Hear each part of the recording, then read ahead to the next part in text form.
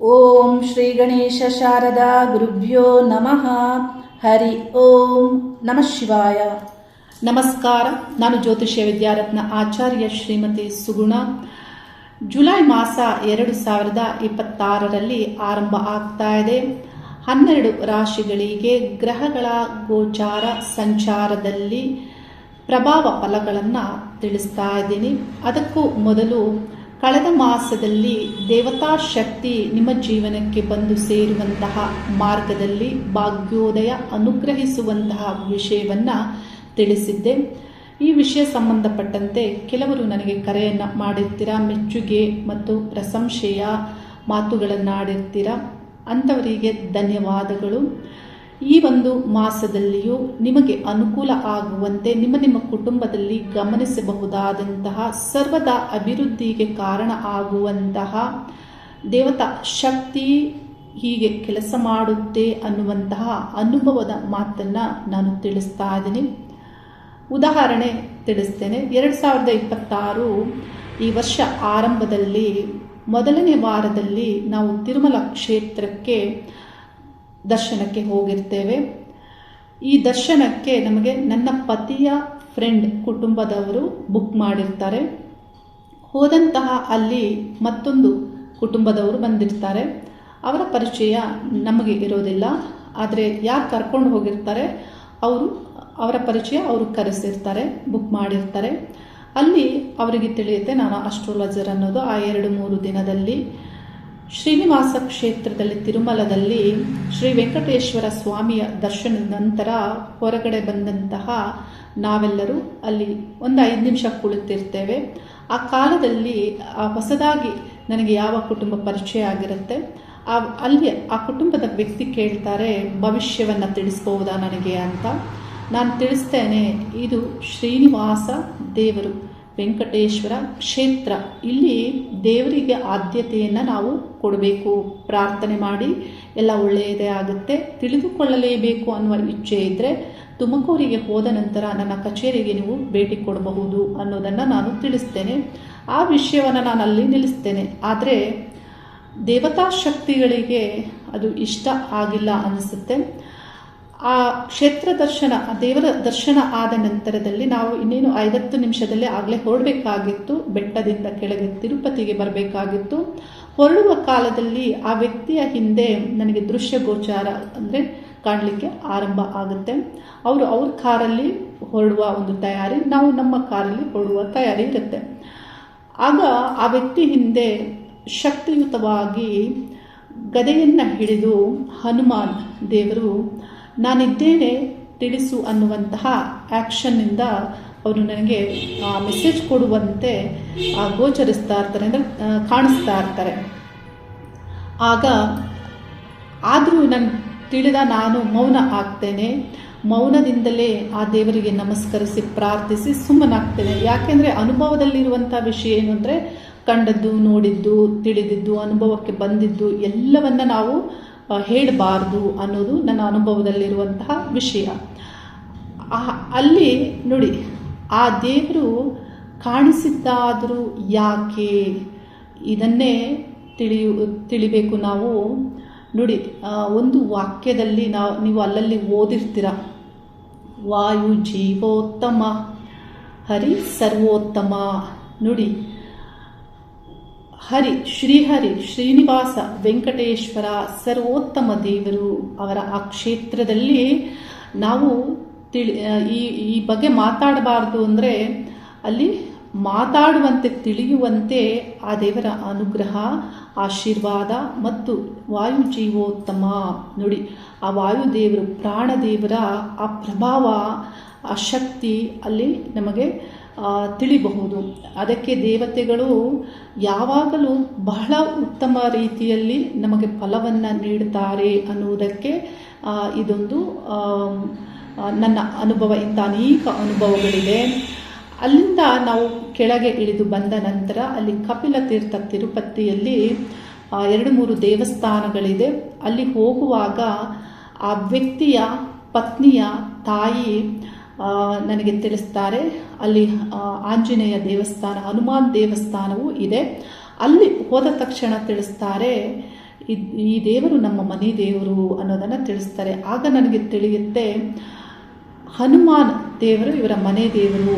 ಮನೆ ದೇವರು ನೋಡಿ, ಪುರುಷನಿಗೆ ಪತ್ನಿಯ ಮನೆ ದೇವರ ರಕ್ಷೆ ಬಲವಾಗಿದೆ ಅನ್ನೋದು ನನಗೆ ಅಲ್ಲಿ ಸ್ಪಷ್ಟ ಆಗುತ್ತೆ. ಅವರ ಒಂದು ಬಾಂಧವ್ಯವನ್ನು 2-3 ದಿನದಲ್ಲಿ ನೋಡಿರ್ತೇನೆ. ಪತಿಯನ್ನು ಉಪಚರಿಸುವುದು, ಹೊಂದಾಣಿಕೆಯಿಂದ ಅವರು ಬಲವಾಗಿರುವಂಥದ್ದು, ಇದೆಲ್ಲವನ್ನು ಗಮನಿಸಿರ್ತೇನೆ. ಸಂತೋಷದಿಂದಿರುವುದು, ಇದೆಲ್ಲ ಗಮನಿಸಿರ್ತೇನೆ. ಯಾಕೆ ಇದನ್ನು ನಾನು ತಿಳಿಸ್ತೆ ಅಂದರೆ, ಆ ಪುರುಷನ ಹಿಂದೆ ಆ ಪತ್ನಿಯ ಮನೆ ದೇವರು ವರ್ಕ್ ಮಾಡ್ತಾ ಇದೆ. ಅಂದರೆ ನೀವೆಲ್ಲ ಕುಟುಂಬಗಳಲ್ಲಿ ಯೋಚಿಸಬೇಕು, ನಿಮ್ಮ ಕುಟುಂಬಕ್ಕೆ ಬಂದಂತಹ ಸ್ತ್ರೀ ಮನೆಯಿಂದಲೂ ದೇವತೆಗಳು ವರ್ಕ್ ಮಾಡ್ತಾರೆ, ಅನುಗ್ರಹಿಸ್ತಾರೆ, ಪ್ರಭಾವ ಮಾಡ್ತಾರೆ, ರಕ್ಷಿಸ್ತಾರೆ ಅನ್ನೋದನ್ನು ನೀವು ಗಮನಿಸಬೇಕು, ತಿಳಿಬೇಕು ಅನ್ನೋದನ್ನು ನಾನಿಲ್ಲಿ ತಿಳಿಸ್ತಾ ಇದ್ದೀನಿ. ಯಾಕೆ ಅಂದರೆ, ಕೆಲವು ಸಂದರ್ಭದಲ್ಲಿ ಸ್ತ್ರೀಯರು ಕೆಲವು ಅವರ ಫೀಲಿಂಗ್ಸ್ ಶೇರ್ ಮಾಡ್ತಾರೆ. ಉದಾಹರಣೆಯಾಗಿ ನಾನು ತಿಳಿಸ್ತಾ ಇರುವಂಥದ್ದು, ವೈಷ್ಣವ ಬ್ರಾಹ್ಮಣ ಕುಟುಂಬಕ್ಕೆ, ಬೆಂಗಳೂರಿನ ಕುಟುಂಬಕ್ಕೆ ಮೈಸೂರಿನ ಯುವತಿಯೊಬ್ಬರು ವಿವಾಹ ಆಗ್ತಾರೆ. ಆ ವಿವಾಹವು ಅರೇಂಜ್ ಮ್ಯಾರೇಜೇ ಆಗಿರುತ್ತೆ. ಬ್ರಾಹ್ಮಣರಲ್ಲಿ ಸ್ತ್ರೀ ಸಿಗ್ತಾ ಇಲ್ಲ ಅಂತ ಕಾರಣಕ್ಕೆ ಲಿಂಗಾಯತ ಕುಟುಂಬದ ಸ್ತ್ರೀಯನ್ನು ವಿವಾಹ ಆಗಿರ್ತಾರೆ. ವಿವಾಹ ಆಗಿ ಹೋದ ಒಂದು ದಿನಗಳಲ್ಲಿ ಅವ್ರಿಗೆ ಏನಾಗುತ್ತೆ, ಅವರ ಅತ್ತೆ ಹೇಳ್ತಾರೆ, ಅವರ ಮಾವ ಹೇಳ್ತಾರೆ, ಪತಿ ಹೇಳ್ತಾರೆ, ನಿಮ್ಮ ಮನೆಯಲ್ಲಿ ಮಾಡ್ತಾ ಇದ್ದಂತಹ ಲಿಂಗ ಪೂಜೆಯನ್ನು ಮಾಡುವಂತಿಲ್ಲ, ಶಿವ ಪೂಜೆಯನ್ನು ಮಾಡುವಂತಿಲ್ಲ ಅಂತ ತಿಳಿಸ್ತಾರೆ. ನೋಡಿ, ಯಾಕೆ ಈ ರೀತಿ ಅವರು ತಿಳಿಸ್ತಾರೆ ಅನ್ನೋದು ಇಲ್ಲಿ ನೀವು ತಿಳಿಬೇಕು. ಇದು ಯಾವ ಥರದ ನ್ಯಾಯ ಅನ್ನೋದು ನಾನು ಇಲ್ಲಿ ಪ್ರಶ್ನಿಸುವಂಥದ್ದು. ಯಾಕೆಂದರೆ ಸ್ತ್ರೀ ಬೇಕು, ಸ್ತ್ರೀಯ ದೇಹದಲ್ಲಿ ರಕ್ತದಿಂದ ಹುಟ್ಟುವಂತಹ ಆ ಸಂತಾನ ವಂಶೋದ್ಧಾರಕವೂ ಬೇಕು. ಸ್ತ್ರೀ ಮನೆಯಿಂದ ಕೆಲವರು ಆಭರಣ ಆಸ್ತಿಯನ್ನು ತೆಗೆದುಕೊಳ್ತಾರೆ, ಅದೆಲ್ಲವೂ ಬೇಕು. ಆದರೆ ಸ್ತ್ರೀ ಮನೆಯ ಮನೆ ದೇವರು ಮಾತ್ರ ಬೇಡ. ಸಾಮಾನ್ಯವಾಗಿ ಸ್ತ್ರೀಯರಿಗೆ ಪತಿಯ ಮನೆಯ ದೇವರನ್ನು ಪೂಜಿಸುವಂಥದ್ದು, ಎಲ್ಲ ಸಂಸ್ಕಾರಗಳನ್ನು ಮಾಡುವಂತಹ ಪದ್ಧತಿ ನಮ್ಮ ಭಾರತದಲ್ಲಿ ಬೆಳೆದು ಬಂದಿದೆ. ನಿಜ, ಪತಿಯ ಮನೆಯ ಸಂಸ್ಕಾರವನ್ನು, ದೇವರನ್ನು ಪೂಜಿಸಬೇಕು, ಬಹಳ ಮುಖ್ಯ, ಅದೂ ಮುಖ್ಯವೇ. ಹಾಗಂತ ತಾಯಿಯ ಮನೆಯಲ್ಲಿ ನಿಮಗೆ ಕ್ರಿಯೇಟ್ ಆದಂತಹ ಆ ಇನ್ನರ್ ಸ್ಟ್ರೆಂತ್ ಆಗ್ಬೋದು, ಭಾವನಾತ್ಮಕವಾಗಿ ದೇವರೊಂದಿಗೆ ಬೆಳೆದಂತಹ ಆ ಸಂಬಂಧ ಭಾವನೆಗಳನ್ನಾಗ್ಬೋದು, ಇದೆಲ್ಲವನ್ನು ಬಿಡಬೇಕು ಅನ್ನುವುದು ಇಲ್ಲ. ಯಾವಾಗ ಈ ರೀತಿ ಬಿಡ್ತೀರಾ ಆಗ ನೀವು ದುರ್ಬಲರಾಗ್ತೀರಾ. ಮತ್ತು ಆ ಕುಟುಂಬಗಳು ಏನು ತಿಳಿದುಕೊಳ್ಳಬೇಕು ಅಂದರೆ, ನೋಡಿ, ಒಂದು ಹೆಣ್ಣು ನಿಮ್ಮ ಕುಟುಂಬದಲ್ಲಿ ಅವರು ನೆಮ್ಮದಿಯಾಗಿರಬೇಕು, ಅವರು ನಿಮ್ಮ ಮನೆಗೆ ಶಕ್ತಿಯಾಗಿರಬೇಕು, ನಿಮ್ಮ ಕುಟುಂಬದಲ್ಲಿ ಸರ್ವದ ಅಭಿವೃದ್ಧಿ ಆಗಬೇಕು ಅಂದರೆ ಆ ಸ್ತ್ರೀ ಮನೆಯ ದೇವತೆಯ ಅನುಗ್ರಹವೂ ಬೇಕಾಗುತ್ತೆ. ಅವಳು ಸೌಭಾಗ್ಯವತಿಯಾಗಿ ನಿಮ್ಮ ಕುಟುಂಬದಲ್ಲಿ ಬದುಕಿ ಬಾಳಬೇಕು ಅಂದರೆ ಆ ಸ್ತ್ರೀ ಮನೆಯ ದೇವತೆ, ಮನೆ ದೇವರು, ಕುಲದೇವರ ಅನುಗ್ರಹವೂ ನಿಮಗೆ ಬೇಕಾಗುತ್ತೆ. ಇಂಥ ಅನೇಕ ವಿಷಯಗಳು ಇವೆ. ಈ ರೀತಿ ಇಲ್ಲಿ ನಿರ್ಬಂಧಗಳನ್ನು ಸ್ತ್ರೀಯರಿಗೆ ಹಾಕಬಾರದು. ಬಹಳ ಸಂದರ್ಭದಲ್ಲಿ ಸ್ತ್ರೀಯರು ಅವರ ಆ ಒಂದು ಭಾವನೆಗಳನ್ನು ನನ್ನ ಹತ್ರ ಕೆಲವು ವರ್ಷಗಳಿಂದಲೂ ಶೇರ್ ಮಾಡಿರೋದು ಇದೆ. ಈ ತಪ್ಪು ತಿಳುವಳಿಕೆ ಇರಬಾರ್ದು. ಇಲ್ಲಿ ಏನು ಅರ್ಥ ಮಾಡ್ಕೋಬೇಕು ಅಂದರೆ, ನೋಡಿ, ಎಲ್ಲ ಶಕ್ತಿಗಳು ಪ್ರಕೃತಿಯಲ್ಲಿಯೇ ಇವೆ. ಮನುಷ್ಯನ ದೇಹದಲ್ಲಿಯೇ ನಾನಾ ಥರದ ವಿಷಯಗಳು ಇವೆ. ಜಲತತ್ವ ಇದೆ, ಅಗ್ನಿ ತತ್ವ ಇದೆ, ಕೋಪ ತತ್ವ ಇದೆ, ತಾಳ್ಮೆ ತತ್ವ ಇದೆ. ನೋಡಿ, ಎಲ್ಲವೂ ದೇಹದೊಳಗೆ ಹೊಂದಿಕೊಂಡಿವೆ. ಹಾಗಿದ್ದ ಮೇಲೆ ನಿಮ್ಮ ಮನೆ ದೇವತೆಗಳು ಹೊಂದಿಕೊಂಡು ಮತ್ತಷ್ಟು ಸರ್ವದ ಅಭಿವೃದ್ಧಿ ರಕ್ಷೆಯನ್ನು ನೀಡಬಹುದಲ್ವಾ? ಅದಕ್ಕೆ ಅವಕಾಶವನ್ನು ಮಾಡಿಕೊಡ್ಬೇಕಾಗುತ್ತೆ. ಸ್ತ್ರೀಯರು ನಿಜ ಪತಿಯ ಮನೆಯ ದೇವತೆಯನ್ನು ಪೂಜಿಸಬೇಕು, ಅಷ್ಟೇ, ಅವರ ಮನೆಯ ದೇವತೆಯನ್ನು ಮರಿಬಾರದು ಅನ್ನೋದು ಸತ್ಯ. ಇಲ್ಲಿ ಇದನ್ನು ತಿಳಿದುಕೊಂಡು ಎರಡೂ ಕುಟುಂಬಗಳು ಇಲ್ಲಿ ಹೊಂದಿಕೊಂಡು ದೇವತೆಗಳ ಅನುಗ್ರಹಕ್ಕೂ ಪಾತ್ರರಾಗಬೇಕು ಅನ್ನುವಂತಹ ಈ ಸೂಕ್ಷ್ಮವಾದಂತಹ ಅನುಭವದ ಮಾತನ್ನು ನಾನು ತಿಳಿಸ್ತಾ ಇದ್ದೇನೆ. ಇದನ್ನು ತಿದ್ದಿಕೊಂಡು ನಿಮ್ಮ ಕುಟುಂಬದ ಸರ್ವದ ಅಭಿವೃದ್ಧಿಗೆ ನೀವೇ ಕಾರಣ ಆಗಬೇಕಾಗತ್ತೆ. ಜುಲೈ ಮಾಸದಲ್ಲಿ ಗ್ರಹಗಳ ಸಂಚಾರದ ಫಲಗಳನ್ನು ತಿಳಿಸ್ತೇನೆ. ಗ್ರಹಗಳಲ್ಲಿಯೇ ಮುಖ್ಯ ಗ್ರಹವಾದಂತಹ ಸೂರ್ಯಗ್ರಹ ಮಿಥುನ ರಾಶಿ ಕಟಕ ರಾಶಿಯಲ್ಲಿ ಸಂಚಾರ, ಬುಧ ಗ್ರಹ ಕಟಕ ರಾಶಿಯಿಂದ ವಕ್ರ ಸಂಚಾರ ಮಿಥುನ ರಾಶಿಗೆ ಮತ್ತೆ ನೇರ ಸಂಚಾರ ಕಟಕ ರಾಶಿಗೆ ಆಗುವುದು ಈ ಒಂದು ಮಾಸದಲ್ಲಿದೆ. ಮತ್ತು ಶುಕ್ರ ಗ್ರಹ ಕಟಕ ರಾಶಿ ಮತ್ತು ಸಿಂಹ ರಾಶಿಯಲ್ಲಿ ಸಂಚಾರ, ಗುರುಗ್ರಹ ದೈವಿಕ ಗ್ರಹ ಗುರುಗ್ರಹ ಕಟಕ ರಾಶಿಯಲ್ಲಿ ಸಂಚಾರ, ಕುಜಗ್ರಹ ವೃಷಭ ರಾಶಿಯಲ್ಲಿ ಸಂಚಾರ, ಶನಿಗ್ರಹ ಮೀನರಾಶಿಯಲ್ಲಿ ಸಂಚಾರ. ಮೀನರಾಶಿಯಲ್ಲಿ ಮಾಸದ ಕೊನೆ 27ನೇ ದಿನಾಂಕದಿಂದ ಶನಿಗ್ರಹ ವಕ್ರ ಸಂಚಾರ ಆರಂಭ ಆಗುತ್ತೆ. ರಾಹು ಕೇತು ಗ್ರಹಗಳು ಸಿಂಹರಾಶಿ ಕುಂಭರಾಶಿಯಲ್ಲಿ ಸಂಚಾರ ಮಾಡಲಿದ್ದು, ಈ ಗ್ರಹಗಳ ಪ್ರಭಾವ 12 ರಾಶಿಗಳಿಗೆ ಯಾವ ಫಲಗಳನ್ನು ನೀಡಲಿವೆ ಅನ್ನೋದನ್ನು ತಿಳಿಸ್ತಾ ಇದ್ದೀನಿ. ವೃಷಭ ರಾಶಿಯವರಿಗೆ ರಾಶ್ಯಾಧಿಪತಿ ಶುಕ್ರ ಗ್ರಹ ತೃತೀಯ ಸ್ಥಾನ ಕಟಕ ರಾಶಿಯಲ್ಲಿ ಗುರುಗ್ರಹದೊಂದಿಗೆ ಈಗಾಗಲೇ ಸಂಚಾರ ಮಾಡ್ತಾ ಇರೋದ್ರಿಂದ ನಿಮ್ಮ ಪ್ರವಾಸಕ್ಕೆ ಒಳ್ಳೆ ಫಲವನ್ನು ನೀಡಿರ್ತಾರೆ. ಅದರಲ್ಲೂ ಮುಖ್ಯವಾಗಿ ಆಧ್ಯಾತ್ಮಿಕವಾದಂತಹ ಪ್ರಯಾಣವನ್ನು ಮಾಡುವಂತೆ. ಜುಲೈ ಮಾಸದ 4ನೇ ದಿನಾಂಕದವರೆಗೂ ಗುರುವಿನೊಂದಿಗೆ ಶುಕ್ರ ಗ್ರಹದ ಸಂಚಾರ ಆಗಲಿದ್ದು, ಆಂತರಿಕವಾದಂತಹ ಶಾಂತಿಯನ್ನ ಬಯಸುವಂತೆ ಇಲ್ಲಿ ಈ 2 ಗ್ರಹಗಳ ಪ್ರಭಾವ ಆಗಲಿದ್ದು, ಶುಕ್ರ ಗ್ರಹ 4ನೇ ದಿನಾಂಕದ ನಂತರದಲ್ಲಿ ಚತುರ್ಥ ಸ್ಥಾನ ಸಿಂಹ ರಾಶಿಯನ್ನು ಪ್ರವೇಶಿಸಿ ಅಲ್ಲಿ ಕೇತು ಗ್ರಹದೊಂದಿಗೆ ಮಕಾ ನಕ್ಷತ್ರದಲ್ಲಿ ಸಂಚಾರ ಮಾಡೋದ್ರಿಂದ ರಾಶ್ಯಾಧಿಪತಿ ಚತುರ್ಥ ಸ್ಥಾನವನ್ನು ಪ್ರವೇಶಿಸಿದರೆ ಒಳ್ಳೆ ಫಲವನ್ನು ನೀಡಬೇಕು.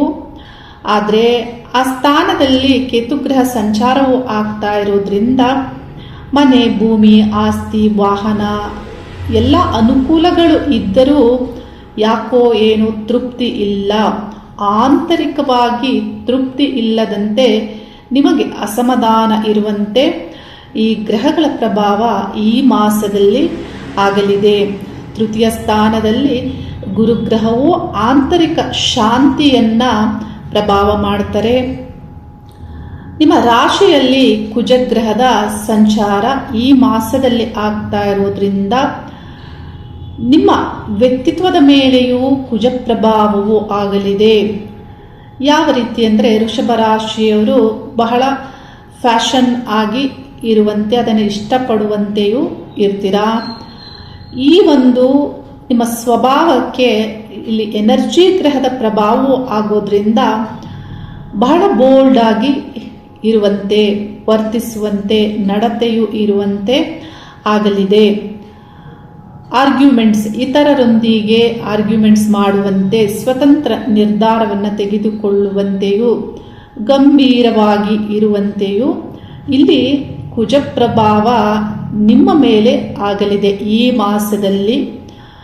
ಇದರಿಂದ ಏನಾಗುತ್ತೆ ಅಂದರೆ ಆರ್ಗ್ಯುಮೆಂಟ್ಸ್ ಅಂದರೆ ನಿಮ್ಮ ಪ್ರೀತಿಯ ಸಂಬಂಧ ಇರುವಂತಹ ವ್ಯಕ್ತಿಗಳು, ಅಂದರೆ ಹತ್ತಿರದ ಸಂಬಂಧ, ಏನು ಕ್ಲೋಸ್ ಬಾಂಡಿಂಗ್ ಏನಿರುತ್ತೆ ಆ ಒಂದು ರಿಲೇಷನ್ಶಿಪ್ಗೆ ಡ್ಯಾಮೇಜ್ ಆಗ್ಬೋದು ಆರ್ಗ್ಯುಮೆಂಟ್ಸ್ ಮಾಡೋದ್ರಿಂದ. ಇನ್ನು ಕೆಲವು ವಿಷಯದಲ್ಲಿ ನೇರವಾಗಿ ನಡೆದುಕೊಳ್ಳುವಂತೆಯೂ ನಿಮ್ಮ ರಾಶ್ಯಾಧಿಪತಿ ಸಂಚಾರವು ಕೇತು ಗ್ರಹದೊಂದಿಗೆ ಆಗ್ತಾ ಇರೋದ್ರಿಂದ ಒಳಗೊಳಗೆ ಯಾಕೋ ನಿಮಗೆ ತೃಪ್ತಿಯೂ ಇರೋದಿಲ್ಲ. ಹಾಗಾಗಿ ಇದು ನಡತೆಯ ಮೇಲೆಯೂ ಪ್ರಭಾವ ಆಗಬಹುದು. ಹಾಗಾಗಿ ನೀವು ಜಾಗೃತಿಯಿಂದಲೂ ಇರಬೇಕಾಗುತ್ತೆ ನಿಮ್ಮ ನಿರ್ಧಾರಗಳಲ್ಲಿ. ಸಪ್ತಮಾಧಿಪತಿ ಮತ್ತು 12ನೇ ಸ್ಥಾನಾಧಿಪತಿ ಕುಜಗ್ರಹ ನಿಮಗೆ ಸಪ್ತಮಾಧಿಪತಿಯಾಗಿ ನಿಮಗೆ ವಿವಾಹದ ಸಂಬಂಧ ಬರಬಹುದು, ಬಂದರೂ ಆಗಬಹುದು. ಆದಂತಹ ಈ ಸಂಬಂಧ ಇಷ್ಟ ಇಲ್ಲ ಅಂದರೂ ಒಪ್ಪಿಗೆ ಸೂಚಿಸುವಂತೆಯೂ ಇಲ್ಲಿ ಪ್ರಭಾವ ಆಗಬಹುದು. ರಾಶ್ಯಾಧಿಪತಿ ಕೇತುಗ್ರಹದೊಂದಿಗೆ ಸಂಚಾರ, ಕುಜ ಪ್ರಭಾವ ಆತುರದ ನಿರ್ಧಾರ ತೆಗೆದುಕೊಳ್ಳುವಂತೆಯೂ ಆಗಬಹುದು. ಯೋಚಿಸಿ ನಿರ್ಧಾರಗಳನ್ನು ತೆಗೆದುಕೊಳ್ಳಬೇಕಾಗುತ್ತೆ.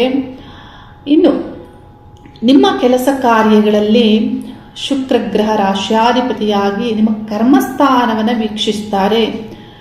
ಅಲ್ಲಿ ರಾಹು ಗ್ರಹದ ಸಂಚಾರವೂ ಆಗ್ತಾ ಇದೆ. ನಿಮ್ಮ ಸ್ಥಾನಾಧಿಪತಿ ಲಾಭಸ್ಥಾನದಲ್ಲಿರೋದ್ರಿಂದ ಉದ್ಯೋಗಸ್ಥರಿಗೆ ಹೆಚ್ಚಿನ ಯಾವುದೇ ಸಮಸ್ಯೆಗಳು ಇಲ್ಲ. ದಶಾಭುಕ್ತಿ ಶುಭವಾಗಿದ್ದರೆ ಶುಭ ಫಲಗಳನ್ನೇ ಪಡೆದುಕೊಳ್ತಾ ಇರ್ತೀರ. ಶನಿ ಲಾಭದಲ್ಲಿರೋದ್ರಿಂದ ರಾಶ್ಯಾಧಿಪತಿ ದಶಮ ಸ್ಥಾನವನ್ನು ವೀಕ್ಷಣೆ ಮಾಡೋದ್ರಿಂದ ಖಾಸಗಿ ಕಂಪನಿ ಉದ್ಯೋಗಸ್ಥರಿಗಾಗ್ಬೋದು, ಸರ್ಕಾರಿ ಉದ್ಯೋಗಸ್ಥರಿಗಾಗ್ಬೋದು ಹೆಚ್ಚಿನ ಸಮಸ್ಯೆಗಳು ಇಲ್ಲ. ಸ್ವಂತ ವ್ಯವಹಾರ ಮಾಡುವಾಗ ವ್ಯಾಪಾರ ವ್ಯವಹಾರ ಮಾಡುವವರು ಆ ಸ್ಥಾನಾಧಿಪತಿ ರಾಶಿಯಲ್ಲಿ ಸಂಚರಿಸೋದ್ರಿಂದ ನಿಮ್ಮ ಕೆಲಸ ಕಾರ್ಯಗಳು ಆಗುತ್ತೆ. ಆದರೆ ಆ ಕೆಲಸ ಕಾರ್ಯಗಳಿಂದ ಬರಬಹುದಾದಂತಹ ಹಣ ಲಾಭಕ್ಕೆ ಅಡೆತಡೆಗಳು ಆಗುತ್ತೆ. ಯಾಕೆಂದರೆ ದ್ವಿತೀಯಾಧಿಪತಿ ವಕ್ರ ಸಂಚಾರ ಈ ಮಾಸದಲ್ಲಿ ಬಹುಪಾಲು ದಿನಗಳ ಕಾಲ ವಕ್ರ ಸಂಚರಿಸ್ತಾರೆ ಬುಧಗ್ರಹ. ಹಾಗಾಗಿ ಬರುವ ಹಣಕ್ಕೆ ನಿಮಗೆ ಅಡೆತಡೆಗಳು ಇರುತ್ತೆ ಅಥವಾ ವಿಳಂಬ, ನಿಧಾನ, ಹಿನ್ನಡೆ ಆಗಬಹುದು.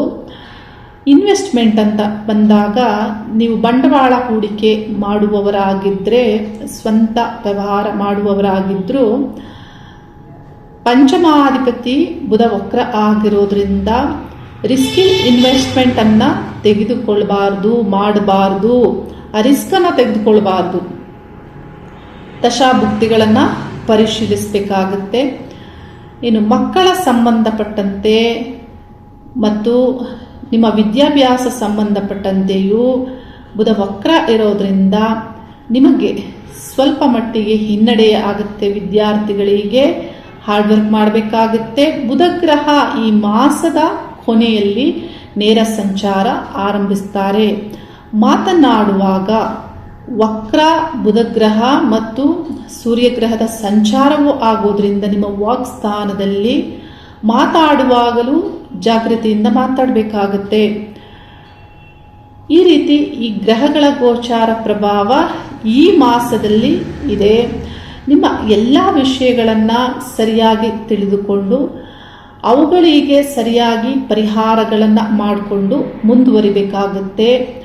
ನಿಮ್ಮ ಉದ್ಯೋಗ ಮತ್ತು ನಿಮ್ಮ ನಿರ್ಧಾರಗಳಿಗಾಗಿ ಬುದ್ಧಿಗ್ರಹವಾದಂತಹ ಬುಧನ ಅಭಿಮಾನ ದೇವತೆಯ ವಿಷ್ಣು ದೇವರನ್ನ ಮತ್ತು ರಾಶ್ಯಾಧಿಪತಿ ಶುಕ್ರ ಗ್ರಹದ ಅಭಿಮಾನ ದೇವತೆ ಲಕ್ಷ್ಮೀ ಸಹಿತವಾಗಿ ವಿಷ್ಣು ದೇವರನ್ನ ಪೂಜಿಸುವುದು ಇಲ್ಲಿ ಕೆಲಸ ಕಾರ್ಯಗಳಿಗೂ ಒಳ್ಳೆಯದು, ಧನಾಭಿವೃದ್ಧಿಗೂ ಒಳ್ಳೆಯದು, ಬುದ್ಧಿಗೂ ಒಳ್ಳೆಯದು.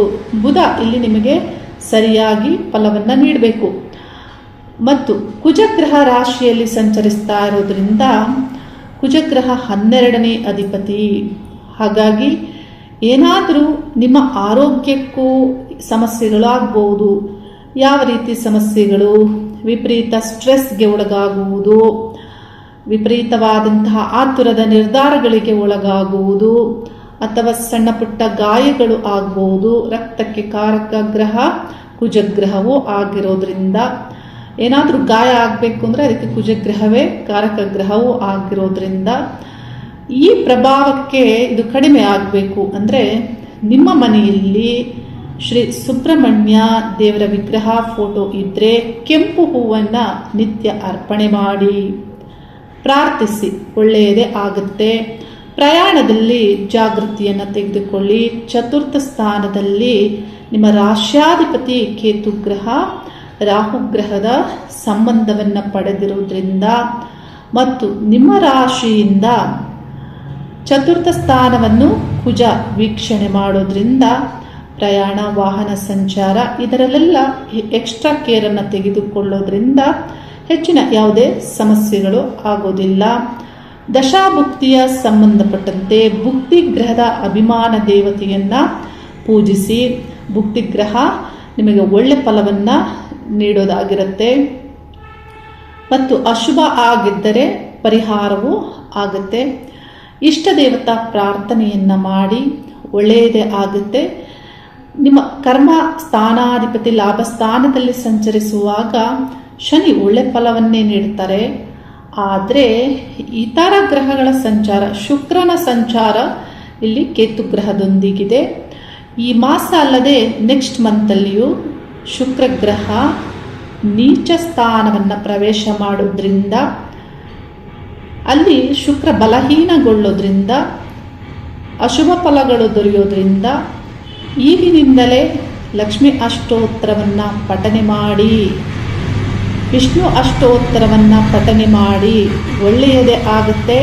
ಪತಿ ಪತ್ನಿ ವಿಷಯದಲ್ಲಿ ನಿಮ್ಮ ಸಂಬಂಧಗಳಲ್ಲಿ ಸರಿಯಾದಂತಹ ಮೇಂಟೆನೆನ್ಸ್, ತಾಳ್ಮೆ ಇರಬೇಕಾಗುತ್ತೆ. ಕುಜ ಪ್ರಭಾವವು ಇರೋದ್ರಿಂದ ತಾಳ್ಮೆಯಿಂದ ಇದ್ದಲ್ಲಿ ಎಲ್ಲವೂ ಒಳ್ಳೆಯದಾಗುತ್ತೆ.